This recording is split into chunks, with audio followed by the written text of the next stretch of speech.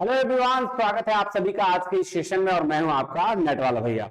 हमारा एक कॉन्सेप्ट बचा रह गया था टाइम वैल्यू ऑफ मनी का, है ना। इसको आज हम पढ़ने वाले हैं। अच्छा, एक बात बताइए, मैं आपसे दो सवाल करता हूं। सर, कौन सा सवाल? आपके पास 10,000 रुपए हैं और उस 10,000 रुपए को आपके फ्रेंड को देना है और आपका फ्रेंड कह रहा है कि भैया आपको 5 साल बाद में क्या करूंगा, 10,000 रुपया लौटा दूंगा। क्या आप इस बात के लिए एग्री हैं कि आज का 10,000 रुपया जो है अभी आप जो दे रहे हैं वो आपका 5 साल भी 10,000 रुपया ही रहेगा? क्या आपका फ्रेंड आपको उल्लू नहीं बना रहा है? सोचिएगा। दूसरा, अगर आप किसी बैंक में, ठीक है, फिक्स डिपॉजिट करा लिए हैं और मान लो कि आपका पैसा 5 साल बाद आपको मिलने वाला था 10,000 रुपए, ठीक है। आज अगर आप बैंक के पास जाएं और बैंक को ये कहें कि मुझे आज ही पैसा चाहिए, तो क्या बैंक आपको उतना रिटर्न देगा जितना आपको 5 साल बाद देने वाला था? सोचिएगा जरूर। इन्हीं सवालों की तरह आज के पैसे की कल वैल्यू क्या है और कल के पैसे की आज की वैल्यू क्या है, इसी कॉन्सेप्ट को समझने को टाइम वैल्यू ऑफ मनी कहते हैं। तो आइए इसकी शुरुआत करते हैं, देखते हैं क्या है टाइम वैल्यू ऑफ मनी और फाइनेंशियल मैनेजमेंट में कैसे इसका यूज हम करते हैं, है ना। आइए शुरू करते हैं। देखिएगा, सबसे पहला बात बेसिक सा चीज है कि आपको अगर इससे रिलेटेड, यूसी नेट से रिलेटेड कोई नोट्स चाहिए तो आपका टेलीग्राम चैनल है नेट वाला भैया, इसको ज्वाइन कर लीजिएगा। यहाँ आपको सारी चीजें मिल जाएंगी और चैनल पे नए हैं तो सब्सक्राइब जरूर करिएगा। आपका नेट वाला भैया ऐप है, आप इसको भी डाउनलोड करके सारी कोर्स की इंफॉर्मेशन ले सकते हैं। अब हम क्या पढ़ने जा रहे हैं जी? हम पढ़ने जा रहे हैं टाइम वैल्यू ऑफ मनी। क्या पढ़ने जा रहे हैं? टाइम वैल्यू ऑफ मनी, है ना जी। अगर हम टाइम वैल्यू ऑफ मनी पढ़ने जा रहे हैं तो हम किसके लिए पढ़ने जा रहे हैं? सिर्फ एफएम के लिए। तो हम क्या कहेंगे कि फाइनेंशियल मैनेजमेंट में अगर हम बात करें फाइनेंशियल मैनेजमेंट की, फाइनेंशियल, मैं थोड़ा डेप्थ में पढ़ा रहा हूं, मैं थोड़ा सा आराम से पढ़ाऊंगा, है ना, ताकि सारे बच्चों को समझ में आए। तो फाइनेंशियल मैनेजमेंट में क्या होगा, क्या बताओ? फर्म का जो ऑब्जेक्टिव है, फर्म का, किसी भी फर्म का ऑब्जेक्टिव क्या होता है फाइनेंशियल मैनेजमेंट में? ऑब्जेक्टिव ऑफ फर्म क्या होता है कि हम क्या करें? शेयर होल्डर के वेल्थ को मैक्सिमाइज करें। क्या करें? मैक्सिमाइज दी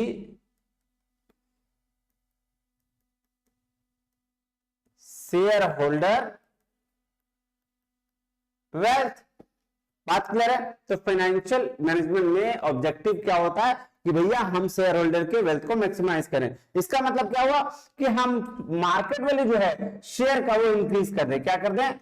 इंक्रीज कर दें मार्केट वैल्यू किसका? शेयर का। तो शेयर होल्डर का वेल्थ ऑटोमेटिकली बढ़ जाएगा?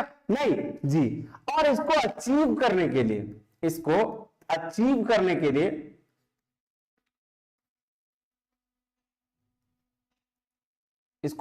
के लिए कुछ काम करना पड़ता है। क्या करना पड़ता है? डिसीजन लेने पड़ते हैं। किसको? फाइनेंशियल मैनेजर को। इसको अचीव करने के लिए फाइनेंशियल मैनेजर को क्या करने पड़ते हैं जी? कुछ डिसीजंस लेने पड़ते हैं, सम डिसीजंस, है ना। अब वो कौन कौन से डिसीजंस है ना, कौन कौन से डिसीजंस है, आइए देखते हैं।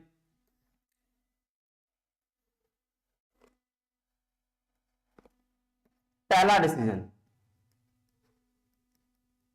इन्वेस्टिंग डिसीजंस, है ना। दूसरा डिसीजन फाइनेंसिंग डिसीजंस और तीसरा डिसीजन डिविडेंड का डिसीजन। कौन सा डिसीजन? डिविडेंड का डिसीजन। ये हम लोग पढ़ चुके हैं, ठीक है। तो मैंने क्या कहा, एक बार फिर रिवाइज।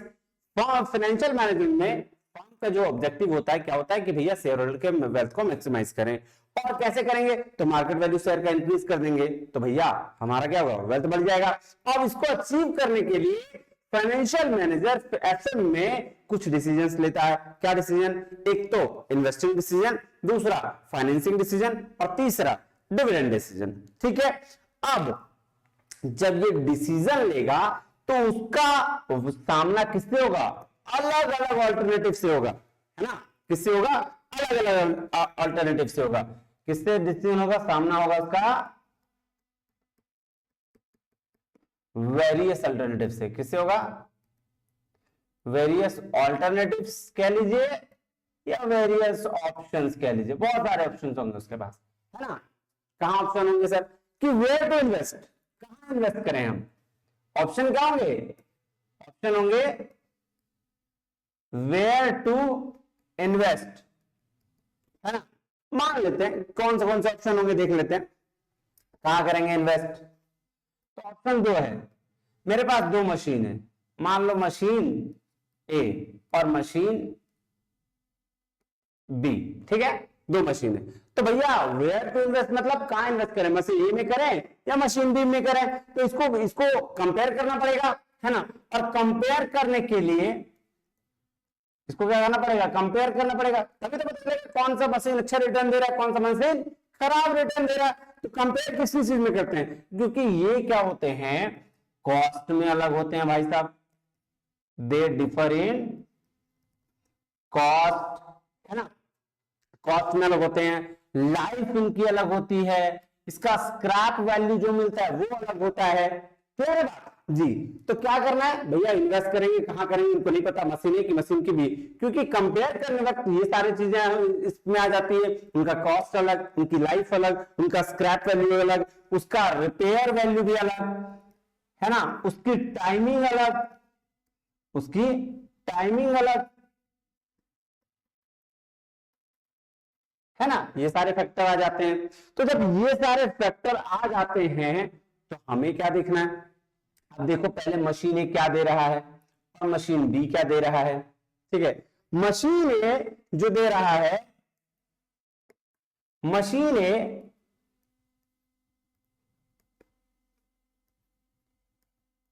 लोअर रिटर्न दे रहा है, मशीन ए लोअर रिटर्न दे रहा है बट अर्ली, और मशीन बी जो दे रहा है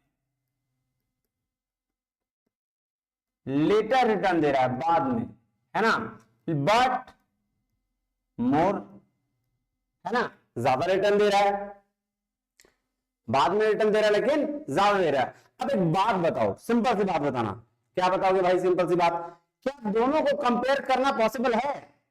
क्या दोनों को कंपेयर करना पॉसिबल है? नहीं, बिल्कुल भी पॉसिबल नहीं है। क्यों? क्योंकि दोनों का अलग अलग फैक्टर, दोनों अलग है, एक तो कम रिटर्न दे रहा है लेकिन भाई साहब कब कम रिटर्न दे रहा है लेकिन जल्दी दे रहा है, एक जो है ज्यादा रिटर्न दे रहा है लेकिन लेट से दे रहा है। तो दोनों कंपेयर नहीं करने पॉसिबल है, क्योंकि एक पीरियड का 1 रुपया अगले पीरियड के 1 रुपए के बराबर नहीं होता है। तो क्या बोल रहा है? कह रहा है this series is not comparable, है ना। क्यों भैया, क्यों ऐसा है? ऐसा इसलिए है कि 1 rupee of 1 period is not comparable with another period. यहां तक कोई दिक्कत नहीं सर? बिल्कुल भी नहीं है। क्या इसका मतलब हुआ कि भैया सीधा सीधी आज का 1 रुपया कल के 1 रुपये के बराबर नहीं है। आज का 1 रुपया कल के 1 रुपये के बराबर नहीं है ना। और इसी को कंपेयर करने के लिए, इसी को कंपेयर करने के लिए एक कॉन्सेप्ट आया जिसका नाम पड़ा इंटरेस्ट फैक्टर या फिर टाइम वैल्यू ऑफ मनी। इसी को लिख देते हैं, इसी को कंपेयर करने के लिए एक कॉन्सेप्ट आया जिसका नाम क्या हुआ? जिसका नाम हुआ इंटरेस्ट फैक्टर या TVM, time value of money. Clear है? एक बार फिर से रिवीजन करें, फटाक से रिवीजन करें, ज्यादा लेट ना करते हुए करें। आओ फिर चलेंगे आगे, देखेंगे, समझेंगे चीजों को, समझेंगे थोड़ा आराम से। मैंने क्या बोला, फाइनेंशियल मैनेजमेंट में फर्म का ऑब्जेक्टिव क्या होता है भैया? शेयर होल्डर के वेल्थ को मैक्सिमाइज करना। अब इसको अचीव करने के लिए फाइनेंशियल मैनेजर कुछ डिसीजंस लेता है, क्या क्या? इन्वेस्टमेंट का, फाइनेंसिंग का, डिविडेंड का। अब जब ये डिसीजन लेगा तो उसके पास वेरियस ऑप्शंस होंगे, वेरियस अल्टरनेटिव होंगी। कहां कि भैया हमको इन्वेस्ट कहां करना है? इन्वेस्ट कहां करना है मतलब मशीन ए में करना है, मशीन बी भी करना है। तो मशीन ए बी में देखने के लिए उसको कंपेयर करना पड़ेगा, क्योंकि हर मशीन की अपना कॉस्ट, अपना लाइफ, अपना स्क्रैप वैल्यू, अपना टाइमिंग होता है। अब मशीन ए क्या कर रहा है? लोअर रिटर्न दे रहा है, बहुत जल्दी दे रहा है, लेकिन मशीन बी लेटर रिटर्न दे रहा है, बट ज्यादा देर रिटर्न दे रहा है। अब ये कंपेरेबल नहीं है, क्यों? क्योंकि दोनों का टाइम अलग है, दोनों के रिटर्न अलग है। तो इसीलिए क्या बोला कि एक पीरियड जो है, 1 रुपया एक पीरियड का दूसरे रुपये के एक पीरियड से कंपेरेबल नहीं है। मतलब आज का 1 रुपया और कल का 1 रुपया बराबर नहीं होता है। तो इसी को कंपेयर करने के लिए, इसी को कंपेयर करने के लिए कॉन्सेप्ट है, इसका नाम पड़ा क्या? इंटरेस्ट फैक्टर या टाइम वैल्यू ऑफ मनी। ठीक है, अब देखो एक चीज बड़े अच्छे से समझना, दो चीजें हैं। क्या है सर? क्या दो चीजें? एक तो है आज का पैसा फ्यूचर में कितना होगा, तो इसको क्या बोलेंगे? Future value. इसको क्या बोलेंगे? Future value. और एक है कि भैया फ्यूचर का पैसा आज क्या होगा, इसको क्या बोलेंगे? Present value. क्या बोलेंगे? लिखते हैं, आ जाओ।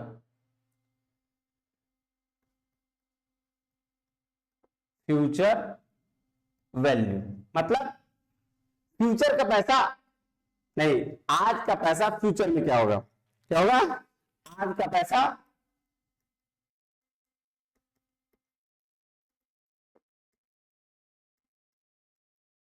फ्यूचर में क्या। प्रेजेंट वैल्यू की अगर बात करें तो फ्यूचर का पैसा आज क्या है ना? कोई दिक्कत? अब मैं फॉर्मूला बताने जा रहा हूं, निकलेगा कैसे। क्लियर है? कोई दिक्कत नहीं सर। अब देखो, जब हम एक चीज ध्यान समझना, जब हम प्रेजेंट वैल्यू से फ्यूचर वैल्यू निकालेंगे, जब हम प्रेजेंट वैल्यू से फ्यूचर वैल्यू निकालेंगे तो इसको कहते हैं कंपाउंडिंग टेक्निक,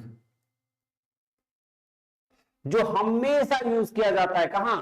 जब आप लोन लेते हैं बाइक्स का, अदर चीज, किसी भी चीज का, तो कंपाउंडिंग टेक्निक यूज किया जाता है। जब आप कोई सामान परचेज करते हैं लोन पे, उस समय भी। अब दूसरा है फ्यूचर वैल्यू को अगर हम प्रेजेंट वैल्यू में निकालेंगे तो इसको कहते हैं डिस्काउंटिंग टेक्निक। क्या कहेंगे? Discounting technique. हम दोनों टेक्निक को पढ़ेंगे, दोनों का फॉर्मूला देखेंगे और उसके बाद उसकी शुरुआत करेंगे। मैं इसमें क्वेश्चन नहीं बना रहा, फॉर्मूला बता रहा हूं और समझा रहा हूं आज। ठीक है, समझाऊंगा, 1-2 क्वेश्चन एग्जाम्पल लेंगे। चलो शुरू करें, आ जाओ। तो ये क्या हो गया? प्रेजेंट वैल्यू से फ्यूचर वैल्यू कंपाउंडिंग, और फ्यूचर वैल्यू से प्रेजेंट वैल्यू डिस्काउंटिंग टेक्निक। अगर हम फ्यूचर वैल्यू की बात करें, फॉर्मूला फॉर्मूला फॉर्मूला चलो फॉर्मूला, अगर हम फ्यूचर वैल्यू की बात करें तो फ्यूचर वैल्यू का फॉर्मूला क्या? देखो क्या कह रहा है? Present value plus 1 plus R का पावर n। क्या है? 1 प्लस आर का पावर n। और इसको क्या बोलते हैं पता है? इसी को बोलते हैं कंपाउंड वैल्यू फैक्टर, है ना? आर रिप्रेजेंट करता है रेट को, एन रिप्रेजेंट करता है टाइम को, और पीवी मतलब प्रेजेंट वैल्यू। ठीक है, अब प्रेजेंट वैल्यू का फॉर्मूला क्या? जस्ट ये वाला चीज को इधर कर दो, प्रेजेंट वैल्यू यहां रह जाएगा, तो हो जाएगा future value divided by 1 plus R का पावर n, है ना? कोई दिक्कत? सर कोई दिक्कत नहीं है, क्लियर है? जी सर क्लियर है। चलो तो ये हो गया फॉर्मूला। अब हम लोग एक करके कॉन्सेप्ट्स को समझते हैं, कंपाउंडिंग टेक्निक को समझते हैं, उसके बाद आराम से फटाक से कहानी खत्म हो जाएगी। आ जाओ, कंपाउंडिंग टेक्निक। ठीक है, क्या होता है कंपाउंडिंग टेक्निक, कैसे होगा? अब देखो बात को समझना, यहां क्या कर रहे हैं? प्रेजेंट वैल्यू से फ्यूचर वैल्यू निकाल रहे हैं। ठीक है, क्लियर है बात? हाँ जी। अब मान लो मेरे पास 1000 रुपए हैं, 3 साल के लिए है और 10% इसका रेट है। ठीक है, बोला कंपाउंडिंग वैल्यू निकालो। क्या करो, कंपाउंडिंग वैल्यू निकालो। देख लो प्रेजेंट वैल्यू कितना है अभी, 1000 रुपया है जी सर। चलो मतलब ईयर 0, ईयर 1, ईयर 2, ईयर 3, तो ईयर 0 मतलब 1000 रुपया प्रेजेंट वैल्यू है ना। अभी कितना है, 1000 रुपया। बोला 3 साल के लिए 10% के रेट पर निकाल देना है कंपाउंडिंग। ठीक है, कंपाउंडिंग कहने का मतलब होता है क्या सर, 1000 है तो ठीक है, 1000 यहां भी आएगा,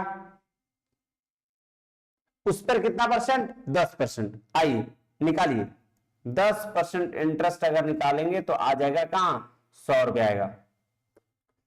कितना आएगा, 100 रुपया। 10% इंटरेस्ट 1100। क्लियर है बात। अब फिर नेक्स्ट ईयर कितना हो गया सर, पहला साल 1000 था, 10% इंटरेस्ट रहा तो 1100।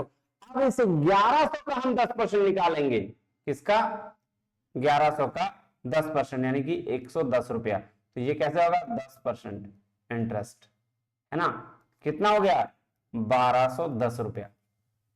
नेक्स्ट ईयर फिर 1210 का 10% निकालेंगे तो 121 रुपया, यहां हो जाएगा 1331 रुपया।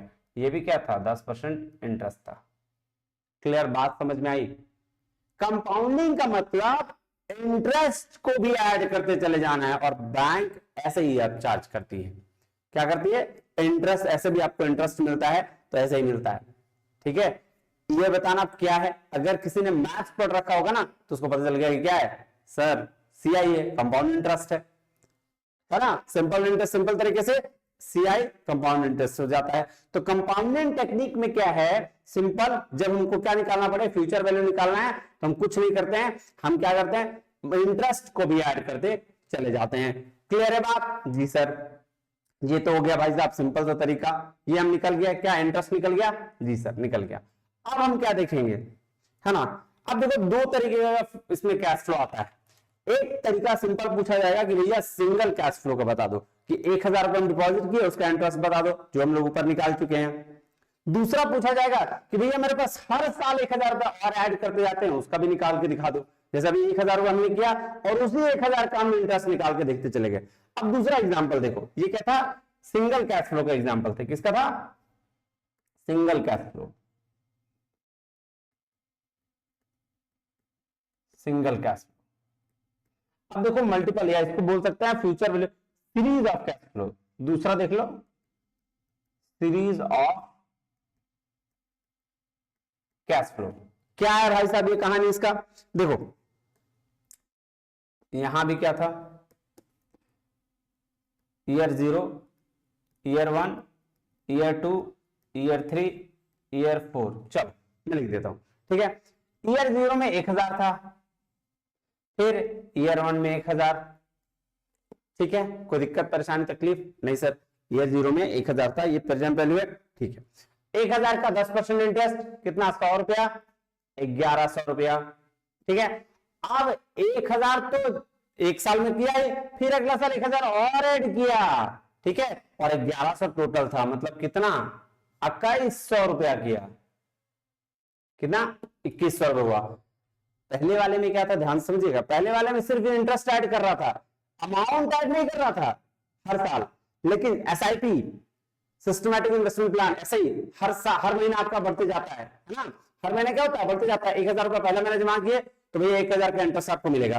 फिर जैसे ही आप दूसरा महीना 2000 किए, फिर 2000 पे आगे बात बढ़ेगी, फिर 3000। तो वही है कि ये पहला साल 0 ईयर में 1000 था, फिर अगले साल 1000 जमा हुआ तो भैया 1100 हो गया इंटरेस्ट, फिर 1100 का 1000 और अगले साल दिया, और 1100 इसका पहले से था, 2100 हो गया। फिर इसी 2100 में 1000 यहां भी जमा होगा, और इस 2100 का जो इंटरेस्ट है वो मिलेगा इसको, कितना, 210, यानी कि आपको मिल जाएगा 1100 का इंटरेस्ट। 1100 का इंटरेस्ट कितना हुआ, और 1100 और का इंटरेस्ट हो गया 110 रुपया। तो 1000 प्लस 110 प्लस 1000, तो कितना हो गया, सॉरी 1000 प्लस 110 प्लस 210 प्लस 2100, यही था ना, हाँ ठीक है। 210 प्लस 2100 कितना हो गया, 21 10 31 और 2 3310 रुपया। ठीक है, तो ऐसे हमने यहां क्या किया, हमने यहां कैश फ्लो को भी ऐड कर दिया। तो ये दो तरीके का प्रेजेंट वैल्यू से फ्यूचर वैल्यू निकालने का तरीका हुआ। क्लियर है जी सर, कोई दिक्कत परेशानी तकलीफ नहीं। पहले में हमने सिर्फ इंटरेस्ट ऐड किया, दूसरे में हमने पैसा भी ऐड किया। Example best SIP. ठीक है, चलो नेक्स्ट चले, आ जाओ सर। नेक्स्ट है डिस्काउंटिंग। नेक्स्ट क्या है, डिस्काउंटिंग। डिस्काउंटिंग कुछ भी नहीं है सर, सेम प्रोसेस अपनाइएगा डिस्काउंटिंग टेक्निक में।